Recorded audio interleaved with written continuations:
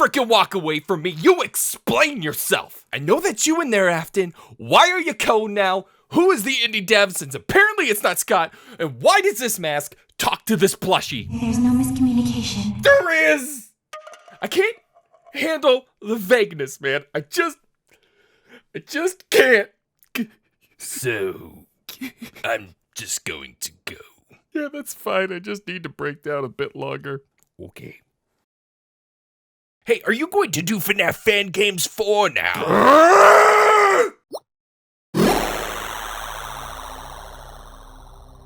Hello everyone, and welcome to another episode of That Cybert Channel. I'm Dan Cybert, and welcome to... Dan is still playing tons of FNAF fan games and continues to fall into insanity. I told myself I wasn't going to do a part 4. I told myself for 1 year I wouldn't. But then I scotted it up. Not only because you guys keep asking, but really, this video was made possible by today's sponsor. That's right. We've done it. That Cybert channel has officially sold out. But seriously, these videos take a ton of time and a ton of work, which all comes to you for free while I suffer through hours of lost sleep. So it's great that we're finally at the point where sponsors are recognizing the quality of the channel and fueling my coffee addiction. And today's sponsor is basically a YouTuber's rite of passage. Yes, we're of course talking about Raid Shadow Legends. I know, I'm sure you heard it all over YouTube, but I'm about to play a bunch of FNAF fan games for you, so you know, you can give me 1 minute. So you've probably heard of Raid Shadow Legends already. Maybe you saw it because it's ranked in the top 3 on the Google Play Store. Raid Shadow Legends is an epic turn-based RPG with over 400 champions for you to collect and personalize. Personal favorite already is this lizard man, Bogwalker, whose critical attack is freaking barrel roll spin attack!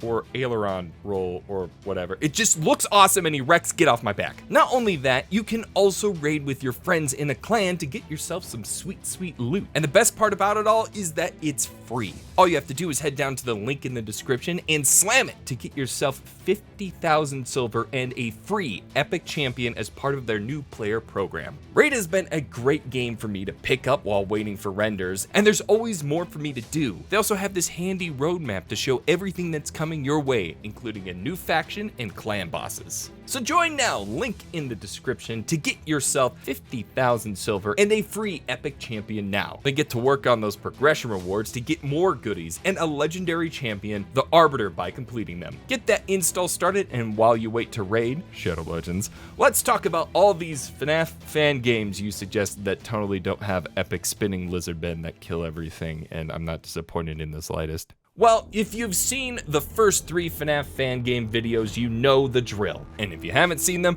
there's the iCard. Don't worry, you'll be right back here soon enough. Anyway, here's the short version. Thousands of FNAF fan games, can't play them all. Sorry if I missed your favorite. Yes, I'm Jack Black from an alternate dimension. FNAF makes me want to slam my head over and over again, which I would hit my head less if there were some fixes. Oh, look at that, an iCard for my video on how to reboot FNAF. Feel free to hit that one too. You'll be right back here soon enough. Now, normally we break these games up into extended universe, fan games, and oddities. However, just like FNAF 4, let's shake things up in a throw everything out the window sort of way. This time around, I asked in my community tab what games I should play, then sorted through the dozens of comments and took the most suggested games, plus a few I wanted to cover myself, to compile this tasty selection of fan games. Which, if I may be bold, I really think this might be our best list yet. I'm sure you're done listening to me talk, so let's jump right into me talking about FNAF fan games. No matter what you do at this point, I'll be talking. Even in your dreams. Let's start with a highly suggested game from you guys, Five Nights at Candy's. Wait, hold up.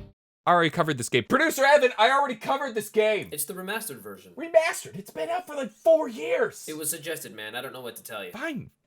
If you say so. Five Nights at Candy's Remastered. I mean, how much better can it really be? Oh, this is better. Oh, this is way better. This is basically an entirely different game now. FNAF Remastered is an incredible improvement over the original game in a lot of ways. Sure, the fundamental gameplay remains the same, but the improvements made here are incredible. First, as you might notice, the graphics are much better than the original. It seems like we're in full 3D environments, and it looks fantastic. A lot of that comes from the lighting. Looking at the 2 versions next to each other, the remaster feels like it has so so much more depth. Sure, it can be argued that the remastered looks brighter than the original, but I don't think that's necessarily bad. If anything, it helps with fighting against the animatronics, and seeing those eyes in the doorway is still just as spooky as before. When it comes to controlling the game, there's one tweak that took some time to get used to. At first, I hated it, but afterwards, I wish it was in every game like this. FNAF Remastered forces your mouse to be in a smaller area on screen when looking left or right. It's hard to describe, but when you begin to look left or right, your cursor won't reach the side of the screen until you looked all the way to the left or right. Like I said, at first I hated it, but once I got used to it, I thanked it every night. Currently, I have 3 monitors, and trust me when I say you need all 3 to edit. And one of the problems with that is when playing through these games, I tend to launch my cursor onto the other screen and then click out of the window, therefore being jump scared as soon as I come back. This feature helped prevent me from flying my cursor to Chrome and added much more precision to my defenses. Overall, this remaster is great and is a fantastic example of why the FNAF series is one of the strongest franchises in the FNAF fan game world. Next up was another highly suggested game, Baby's Nightmare Circus. I originally planned on talking about this last time, but I had to cut a game for time, and this unfortunately was it. You play as Scott, who finished working on his latest game. Before immediately starting his next, which, let's face it, the man is a FNAF machine, Scott decides to get some sleep. Heading to bed, Scott becomes trapped inside a Nightmare Circus world featuring characters from Sister Location. It's then up to you to stop them from trapping you in the eternal nightmare. As far as the presentation goes for this game, it's one of the most haunting FNAF fan games I've played. The location is creepy as heck, and the animatronics are absolutely terrifying. That being said, the gameplay is a resounding meh. The core part of the game will have you running between 4 tasks to keep the animatronics at bay. In the end though, you just keep running back and forth doing small tasks in hopes that RNG Jesus has mercy on you. Which for me wasn't enough. The big problem with it is you don't know how to prioritize when you're in the hub. It seemed like there were no clues on where you should be going next, meaning most of the time you just rotate between each tent and hope you're doing things fast enough to get to the next tent without dying, which feels less like gameplay and more like chores. Well, at least this part of the game felt like a chore. By beating the levels, you unlock mini games, which are alright. Mostly you memorize the defenses and hope you use the right ones against them. But where this game shines is in classic mode. Classic mode is unlocked by beating all the stages in the main game, which really opens up to a much more diverse and fun game. At least from what I saw. I didn't get the chance to try it for myself, but I watched Dako play it. He seemed to enjoy it, and damn it, I trust the man. I really wish the whole game was actually like this. Overall, the game's pretty good, but it's unfortunate that it really opens up later in the game. Let's leave a nightmare and hop over to the 6-legged sillies. Oh boy, this sounds like a goofy, fun old time. I can't wait to hang out with a couple of... Oh, I hate this.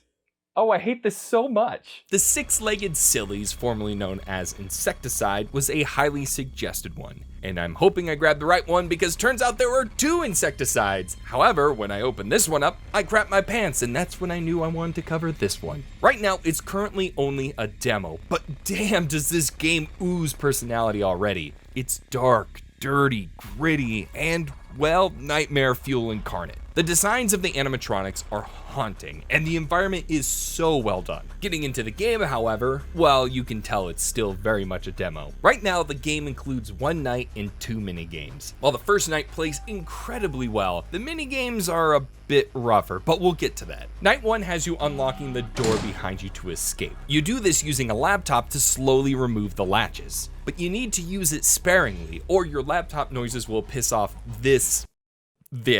I think he's a mosquito, but I'll call him my 4 a.m. nightmare tonight. Occasionally, your laptop will break and you'll need to fix it by finding batteries in your office, which, I mean, sure. If the Night 1 gameplay says anything about the final product, it's easily going to be one of the best FNAF-style games out there. Unfortunately, the minigames tell a different tale. The library game doesn't properly indicate when your defenses break, and batteries are super hard to find when you can't look around without upsetting my 5 a.m. nightmare. The second minigame is more a Scott-style lore game that you can't really fail at. Still, all that being said, it's still in development, and I honestly think it's going to be a fantastic game when it comes out. Definitely a game I'll return to in FNAF Fan Games Part 5. My wife does this video instead. Hard pass. Come on, I told you I would get you a dog. Make it 5 and I'll deal with your 4 a.m. nightmare. We're still working on the contract. Let's take a break from the dark and gritty FNAF style. Instead, let's head over to the other FNAF world.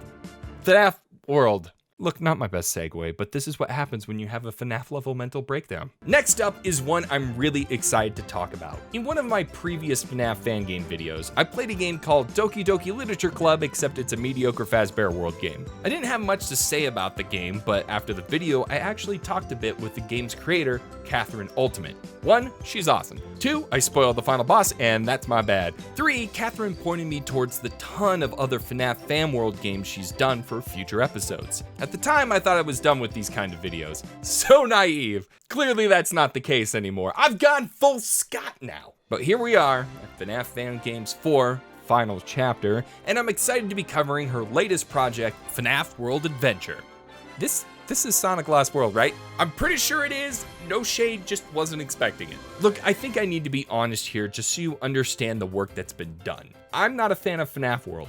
I think it's chaotic, a lot of the moves feel pointless, and the final secret boss looks like it depends more on RNG than anything else. That being said, this game had me freaking hooked. Catherine did a great job taking the chaos that is FNAF World and simplifying it in a way that didn't have me slamming my head over and over again. FNAF World Adventure follows the story of new residents Baby, Funtime Freddy, Funtime Foxy, and Ballora as they help Fredbear deal with all the problems plaguing Fazbear Hills. It follows a lot of the same things we see in FNAF World, but rather than a large array of FNAF characters that you don't know who to team up with, you have one single team that levels up together. I think it works well seeing how these 4 are the team members for the entire game, unless something happens. Admittedly, I'm still playing through it. Now, while I did find that there were certain moves I would use more than others, there's still a level of strategy in the combat when it comes to support skills, which as a support main in most games, I greatly appreciate. When it comes to presentation, the game feels like a true FNAF World expansion. The new custom characters feel right at home in the game. My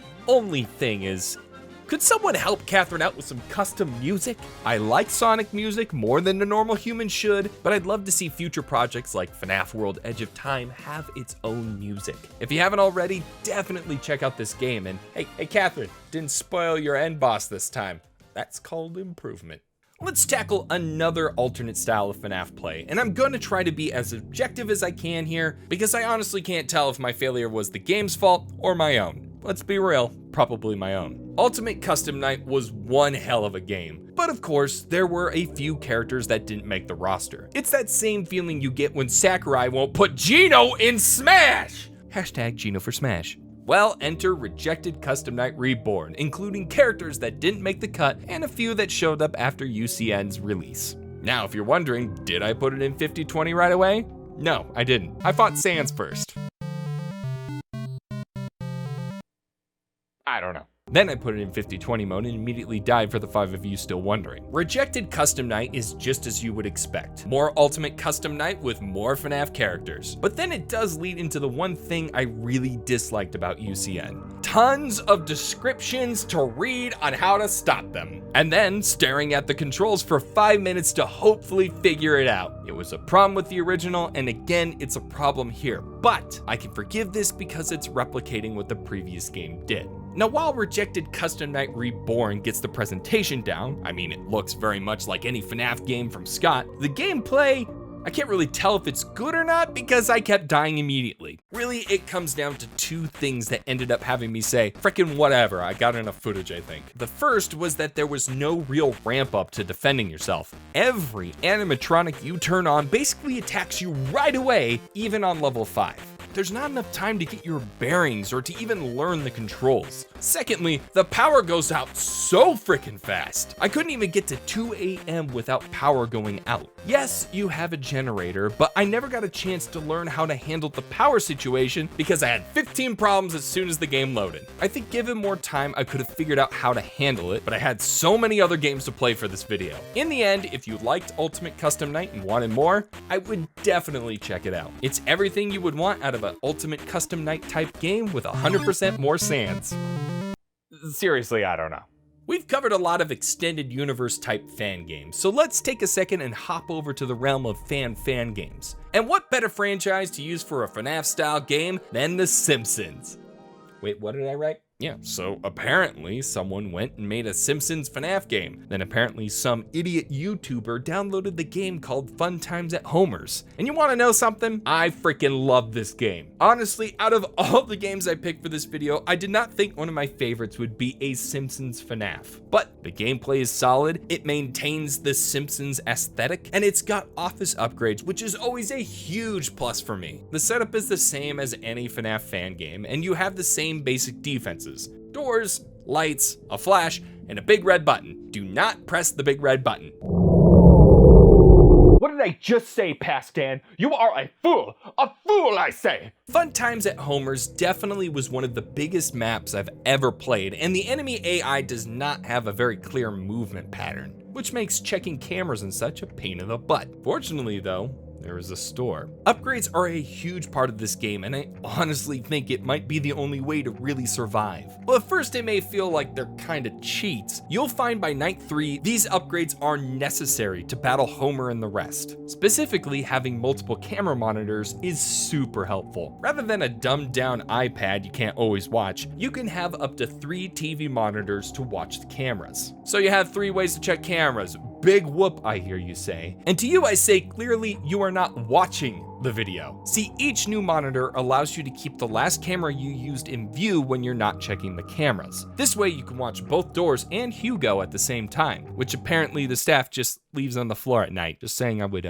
fire the day shift. The ramp up in difficulty is manageable only if you have those extra monitors. Otherwise, I don't know how you'd be able to keep track of most things. And another nice thing about this game is that if the power goes out, you'll get a chance to repair it rather than just dying. Just be prepared to learn 6 new mechanics and die a few times. Overall, the game is super fun and I highly recommend it. Have you ever wished you could play FNAF but 20 years ago and on a Game Boy? Well, ladies and gentlemen, introducing Five Nights at Freddy's Pocket Horror, an incredibly faithful recreation of the original game. The aesthetic of this game is dead on with the Game Boy feel. The pixel art is incredible and it feels like it belongs on my GBA. But what I think is so impressive with this is the amount of thought gone into the game design to make this feel like a Game Boy port. Cameras wouldn't have looked too great on the Game Boy with all the static and darkness, so instead a simpler and more authentic monitoring system was put in place. When you check the cameras, you'll see a head of each animatronic slowly moving throughout the building. If it's not there, then it means it's at the door. The simplicity of this monitoring system not only helps with the aesthetic, but it also helps it play more like a Game Boy since you can no longer use the mouse. Instead, you use the keyboard to shut doors, check monitors, and hit the lights. All this being said, I do wish it didn't write out the entirety of Phone Guy's message. That takes too damn long. Still, it's a fun game and worth checking out if you want a different experience playing FNAF. Speaking of a different way to experience FNAF 1, A Shadow Over Freddy's is easily one of the best games I've ever played in the series. I know I mentioned that quite a bit and I'll probably say it again, but seriously, shortly after I did the Those Nights at Rachel's 2 video, I got a message from Nixon himself, developer of Tanar, Joy of Creation, and now Dark Deception, suggesting that I check this game out, and I'm so glad I did. This is actually from the creator of Pork Chop's Adventure. Matter of fact, it's his first game he put on Game Jolt. But why cover this rather than Pork Chop's Horror Show? Well, that's because this game is creepy as hell. A Shadow Over Freddy's puts us in the shoes of an injured person who needs to explore an abandoned FNAF 1 location to try to find a way to escape. Much like Pork Chop's Adventure's exploring sections, this game is a point-and-click adventure as you need to traverse a dark pizzeria. And man, does the atmosphere really get to you in this way. You can only see just a few feet around you, making each move to a new location incredibly tense. Each night has a different objective for you to accomplish, and a new animatronic comes after you each time. Now, while you can usually defend yourself rather easily, discovering you're about to be attacked is a scare all in itself. Each part of the game is incredibly intense. I seriously can't suggest this game enough. You really should experience it for yourself. It's disturbing, creepy, and downright chilling.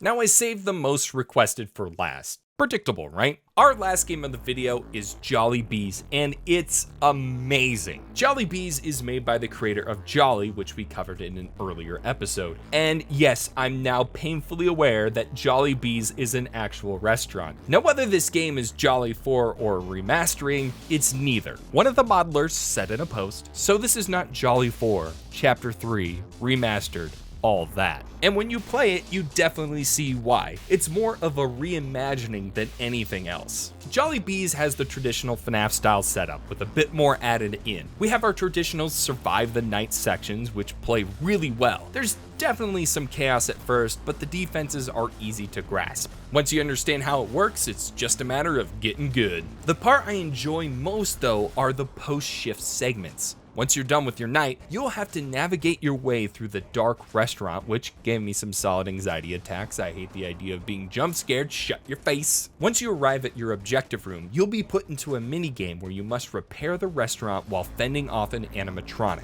These sections shake up the gameplay perfectly. It's something we discussed in my FNAF reboot episode. These are the sort of minigames I'd love to see in the main FNAF franchise. Not only that, this game looks great. The animatronics look fantastic, and the atmosphere is creepy and dark. Oh, and the sound design. We haven't talked much about the sound this episode, but this was one of the few games that utilizes it incredibly well. It's off-putting, but still helps you defend yourself from being attacked. Jollibees is an incredibly made game. I could not recommend this game enough, and I look forward to seeing what this team has for us in the future. And with that, another bunch of FNAF fan games covered and a little bit more of my sanity lost. Out of all the games I've played for this series, this might be my favorite set of games I've covered. And yes, I know I 100% missed even more games you wanted to see, but let's face it, FNAF Fan Games 5 is happening whether I like it or not. There's always more FNAF fan games to be played, and I'm sure in the future, I'll have even more for you.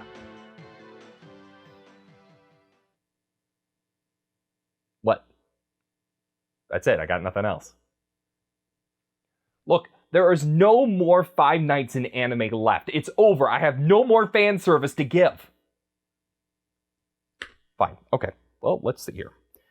How about, this?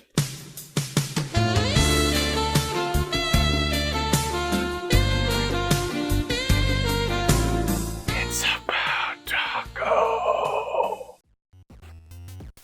Thank you everyone for watching. A special thanks to Alyssa B. Crazy, producer Evan, Elizabeth Mello, and all my Patreon patrons. Don't forget to click that subscribe button if you haven't already. So close to 50,000 subs. That would be incredible. Ring the bell, share the video, and until next time, Cybert out.